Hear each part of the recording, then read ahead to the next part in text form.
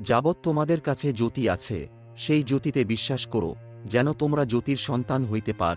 যীশু এই সকল কথা বলিলেন, আর প্রস্থান করিয়া তাহাদের হইতে লুকাইলেন।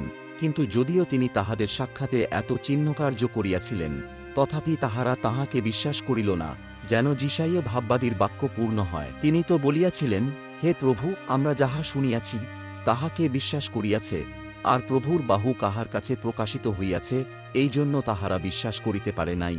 কারণ যিশাইয়া আবার বলিয়াছেন, তিনি তাহাদের চক্ষু অন্ধ করিয়াছেন, তাহাদের হৃদয় কঠিন করিয়াছেন, পাছে তাহারা চক্ষে দেখে, হৃদয়ে বুঝে, এবং ফিরিয়া আইসে, আর আমি তাহাদিগকে সুস্থ করি।